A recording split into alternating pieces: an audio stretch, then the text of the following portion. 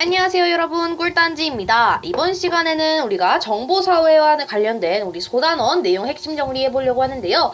자, 우리가 앞에 있는 영상 강의 다 보고 오셔야지만 이번 내용 이해 가실 겁니다.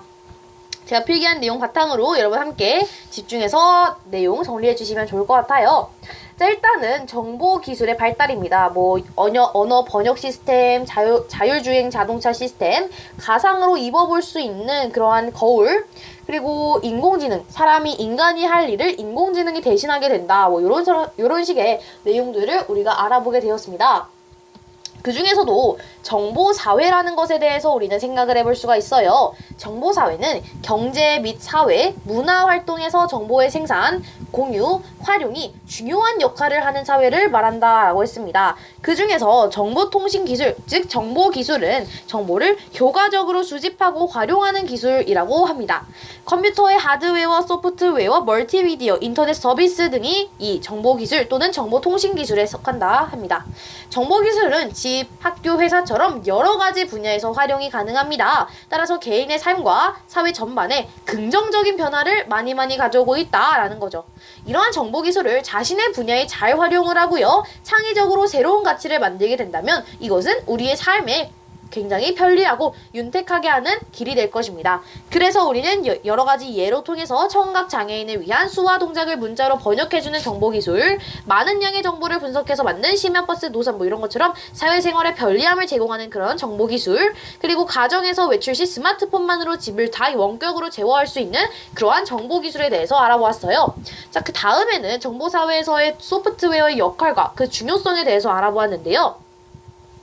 과거에 단순 반복적인 작업에 활용이 되던 컴퓨터는요, 현재 요즘 들어서 인터넷을 이용해 인터넷에 연결되어 있는 사람과 사물을 서로 연결을 해줍니다. 그러면 새로운 정보를 빠르고 폭넓게 생산을 하고 공유를 할 수 있는 그런 도구로 변화가는데요. 뭐가? 컴퓨터가. 오케이?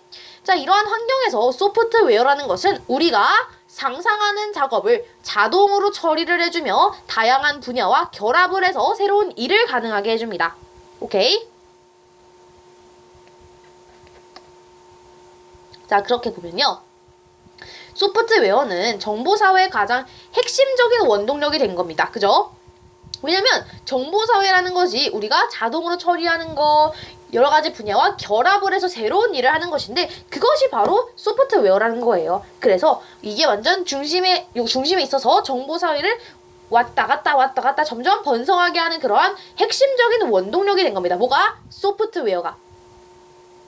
자, 그러면서 오늘날 개인의 삶과 사회의 각 분야에서 영향력이 나날이 커지고 있습니다. 라고 하면서 우리가 인터넷을 기반으로 사람과 사물, 사물과 사물을 연결해서요. 그 수집한 정보를 공유하고 더 나은 서비스를 제공하는 것을 사물 인터넷, LOT, Internet of Things라고 한다고 했어요. 자, 그 다음에 우리가 세 가지를 더 보았습니다. 자율주행 자동차, 로봇 저널리즘, 차용 스마트기기. 자, 자율주행 자동차 뭐였습니까? 운전자 없이 목표 지정만 하면 거기까지 스스로 움직이는 자동차. 로봇 저널리즘 뭐였습니까? 인터넷 각종 자료 수집하고 정리해가지고 알고리즘에 따라서 이를 분류하고 의미를 해석해서 기사를 혼자 자동으로 작성을 하는 것이죠. 자, 그리고 착용 스마트기기를 이제 옷, 신발, 시계에 부착하고 착용을 합니다. 그러면서 활동을 하게 되면요, 자신의 그 신체 변화의 데이터를 이제 수집을 합니다. 그걸 나중에 이제 의료기기에 사용을 많이 하겠죠. 의료 분야에서. 자, 거기에다가 우리 다 과학, 미디어 아트, 그리고 홀로그램, 그리고 3D 프린터, 이런 것들에 관련된 생활 속 소프트웨어의 활용 분야도 알아보았습니다. 자, 다음은 정보사회의 미래와 그 직업에 대해서 알아보았는데요. 정보사회의 미래 모습 어떨 거라 그랬죠? 인터넷에 연결된 그 사물들이 서로 소통을 합니다. 그러면서 인간에게 편리한 생활을 제공해 줄 것이다 라고 정보사회의 미래는 그렇게 예측이 됩니다. 그러면서 자율주행 자동차의 등장으로 어떻게 된다? 뭐가 바뀐다? 교통 시스템이 바뀐다. 또 인공지능을 활용한 진료 수업의 등장으로 병원의 모습이 바뀌겠죠. 어떻게 바뀔까요? 인공 서비스, 인공지능 로봇들이 병원을 활보를 하면서 이렇게 어떤 것을 도와드릴까요? 막 이러면서 얘기할 거죠. 또 엘리베이터의 모습도 뭔가 바뀔 것 같아요. 로봇들도 들어와야 하니까 울퉁불퉁한 것은 많이 없애고요. 아이들도 잘 지나다닐 수 있게 뭔가 많이 바뀔 것 같아요. 병원의 모습도. 그리고 금융에서는 현금을 대체할 수 있는 수단이 생기고, 자, 완벽하게 생길 거라고 한 거 아닙니다. 생길 것이다. 미래. 그럴 수도 있을 것이다 라고 추측하는 거예요. 미래는 아무도 모르니까. 자, 그리고 그 이외에 예술이나 유통 분야에서도 지금과 다른 새로운 변화가 나타날 거라고 예측하고 있습니다. 여기 정보사회의 미래 모습에서도 소프트웨어는 중요한 핵심적인 역할을 하고 있을 것이다 라고 우리는 생각합니다.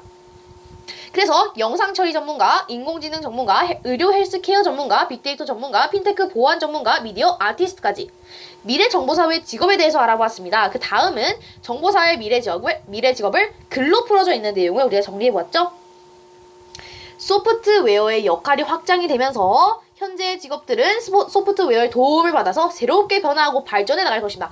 원래 지금 우리 사회에 있던 직업이 소프트웨어와 결합이 돼서 새롭게 변화를 하고 새롭게 발전을 해 나가는 거예요. 원래 있던 직업이.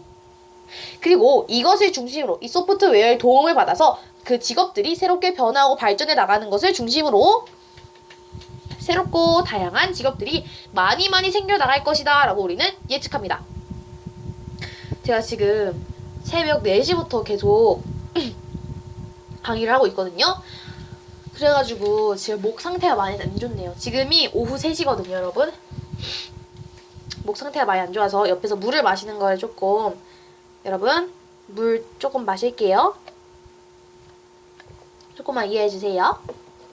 자, 예를 들어서 의료 분야에 활용이 되는 진료 소프트웨어는 환자의 유전자 정보를 자동으로 분석을 하고 환자에게 가장 적합한 치료 방법과 약을 제시해 줄 수가 있습니다.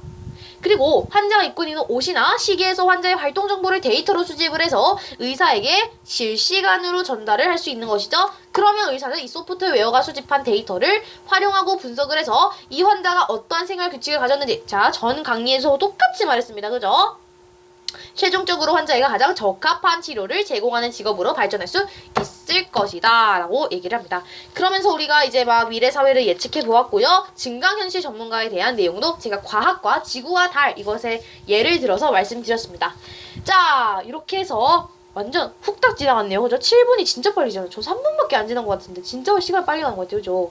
이거 강의하고 있으면 시간이 진짜 빨리 가요, 여러분. 어쨌든 이번에는요, 소단원 정보사회에 관련된 내용 총정리해보았습니다. 자, 다음 시간에는요, 정보윤리 2단원, 소단원 두 번째 소단원인 정보윤리에서 개인정보에 관련된 내용 함께 알아볼 것입니다. 자, 그러면 오늘 했던 내용 복습 꼭 하시면서 내일 다음 강의에 기다려주시고요. 다음 강의에서 우리 함께 만나도록 할게요. 안녕!